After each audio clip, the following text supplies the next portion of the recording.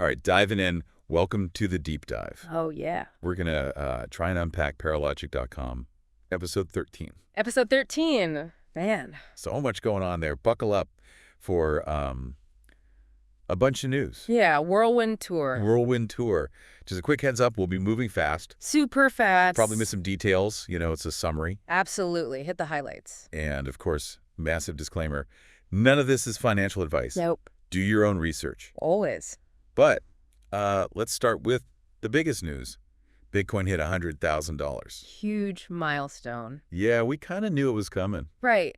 It felt inevitable. But, like, still... It's a psychological thing, right? Totally. Like, seeing it actually happen. 6 figures. It's a whole new level. It makes it real. Like, what does this even mean for Bitcoin now? I think it forces everyone to pay attention. Even those who were, like, totally skeptical before. Governments, institutions, your grandma, everyone. Okay, so everyone's watching. What's that going to do? Could change everything. Regulations, adoption, you name it. It's like this wild idea suddenly got real serious. Absolutely. The game has changed. And speaking of big changes, U.S. Bitcoin ETFs now hold more Bitcoin than Satoshi. Wow. That's significant. Yeah. The creator of Bitcoin, right? Satoshi Nakamoto, the legend. And now these ETFs, they're like surpassing him. It shows you where the power is shifting. From this mysterious figure to... Wall Street. Institutional money. So does that mean Bitcoin is, like, officially mainstream now? It's definitely a step in that direction. More accessible for everyday investors. So more stability, more growth. Potentially, yeah. Yeah. But it's not all sunshine and rainbows. No. What else is going on? Paralogic.com also mentioned the SEC might reject Solana ETFs. Solana. That's a big one, right? Huge. But the SEC seems cautious about altcoins. Interesting. Any idea why? They're probably looking at decentralization, security, you know. Like Bitcoin has a longer track record. Exactly. So it's a different level of scrutiny. So even in this boom, there are still roadblocks. Regulation is always a key factor, especially for altcoins.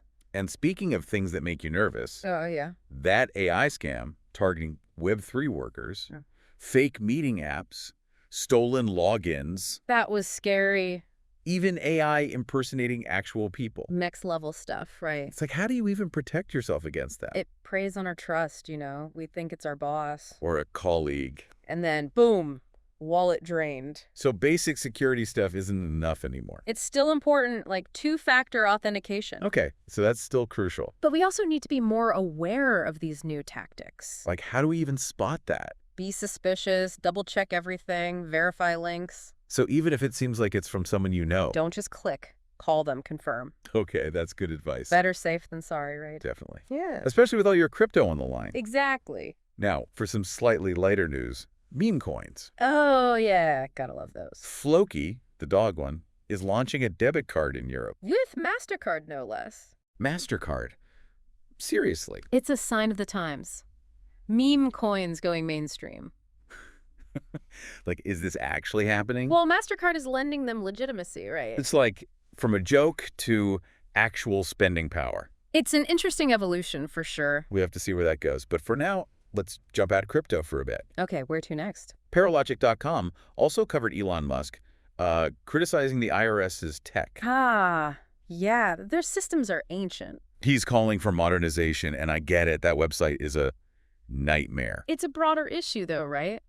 Government and technology. They just don't seem to keep up. And it creates vulnerabilities. Security risks, inefficiency. It erodes trust, too. Makes people question the system. Like they're stuck in the past. Exactly. And it affects everything they do. Which brings us to something that feels just as outdated. Data brokers. The FTC is cracking down on those selling location data. That's huge. That's super sensitive information. I mean, companies already collect so much data. True, but this is different. Your every movement tracked. It's creepy, right? Like knowing where you are at all times. It could be used for anything. Profiling, surveillance. That's a big violation of privacy. Absolutely. And the FTC is taking it seriously, thankfully. So at least someone is fighting for us. They're pushing back, which is a good sign. It gives me some hope. Me too. And to end on a fully positive note, Microsoft is doing something amazing. Oh, yeah, tell me about it. Waterless cooling for data centers. Game changer. Data centers use so much water and energy. So this is good for the environment. And their bottom line, it's win-win. It makes me optimistic about the future, honestly. It's a great example of how tech can be a force for good. Totally. If we do it right. Welcome back to the deep dive. Let's jump right back in. Okay, back into the deep ends. Deeper. So we were talking about Bitcoin, that $100,000 mark. Still wild to me, honestly. Yeah, I know. But it's not really about the price itself, you know? Oh, okay. More than just a number. Way more. Think of it like a signal. A loud one. Okay, a signal to who exactly? What's it saying? To the whole world. Saying, hey, Bitcoin's here to stay, you know. Like a challenge to the old way of doing things. Yeah, totally. Yeah. For years, the finance world could kind of ignore it. Like, oh, it's just a phase, that kind of thing. Exactly. But at $100,000, you can't ignore that. So what happens now? They can't just pretend it's not there. Nope. It forces a conversation about the future of money, even. Okay, wow. So bigger than just, like, stocks going up or down? Way bigger. This could change how everything works eventually. It's a lot to process. Yeah. Speaking of changes, Musk and the IRS thing. Oh, yeah, that was interesting. It's kind of funny. We all joke about the government's bad tech. But then you realize they handle our taxes on that tech. Not funny anymore. Right. Suddenly it's serious. It's serious. It's not just about being slow or annoying. Yeah. What else is the problem? Besides me yelling at the website? Well, outdated systems mean security risks, potentially. Our data on some server from 1998. Not reassuring. Right. And inefficiency leads to errors, delays, all that. So it impacts everyone, not just annoying for us users. And it erodes trust. You know, people think, can they even handle this? Makes you wonder, yeah.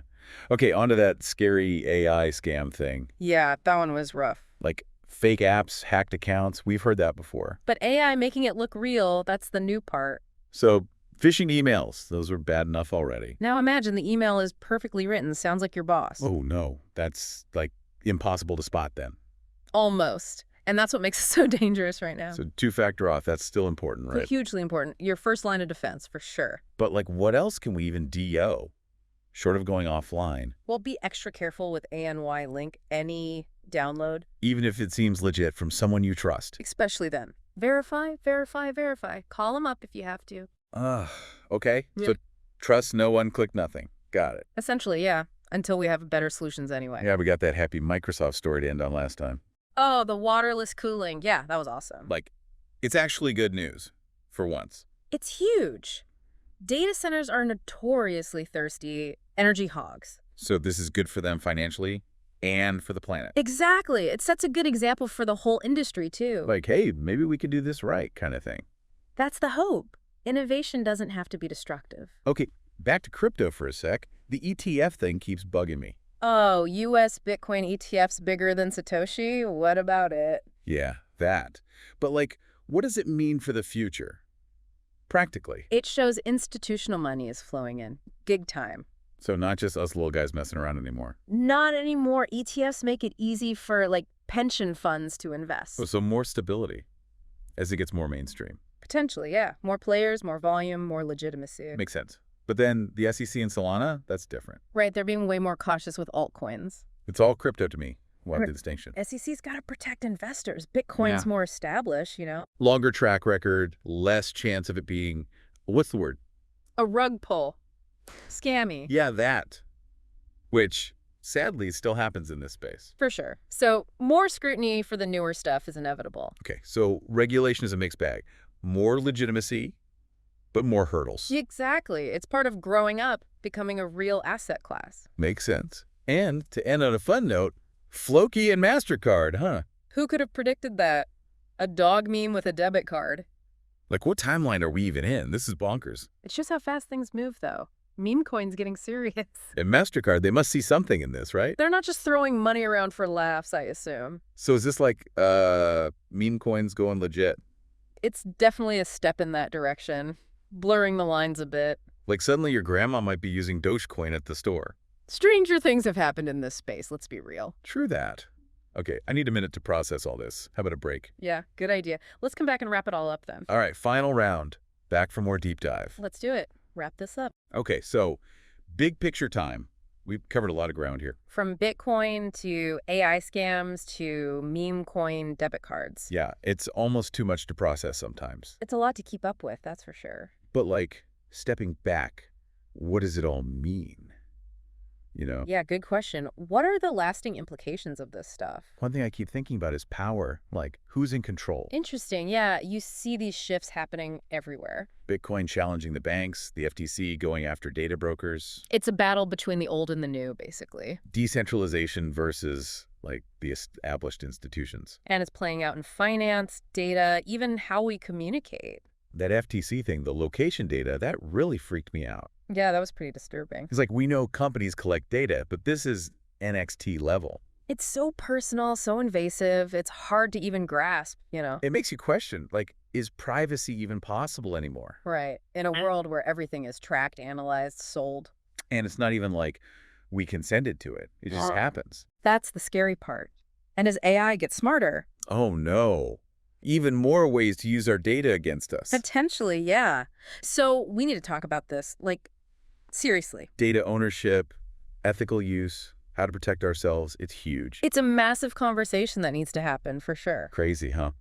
We started with Bitcoin's price, now we're talking ethics. It's all connected, though. Technology impacts everything, right? Okay, so let's keep going down this rabbit hole. Microsoft sustainability. The waterless cooling, yeah. What a cool idea, pun intended. But, like, is that enough? What else can tech do for the planet? It has to be more than just one-off solutions, So a bigger shift in how we think about tech. Exactly. Sustainability built in from the start. The whole life cycle, materials, energy disposal, everything. Right. And it's on us as consumers, too, to make better choices. Repair stuff, reuse it, buy less. Reduce our footprint. Think about the long-term impact. Man, we went deep on this one. Okay, last crypto thought. Hit me with it. All this Bitcoin talk, the ETFs, even Flurky getting fancy. Meme coins and MasterCard. What a time to be alive. Seriously. But, like, what's the end game here? For money itself. Is crypto the future of finance? It's a big question. It challenges everything we know, right? Decentralized, transparent. Potentially more accessible for people who've been excluded. But also volatile, risky, lots of scams still happening. Yeah, it's not a perfect system. Lots of problems to solve. But the tech behind it, blockchain, that's powerful stuff. It could disrupt way more than just finance. Who knows what's next? So it's not just about, like, buying Bitcoin and hoping to get rich. It's about understanding the tech, what it could do. And being part of the conversation, shaping how it all unfolds. Exactly. It's not just watching from the sidelines anymore. All right, that was intense. Thanks for joining us for this deep dive. Anytime. Love these conversations. We went from Bitcoin's price to the future of, like, everything. That's the fun part, isn't it? It's all connected. So be sure to like, subscribe, all that jazz. And keep diving deep. See you next time.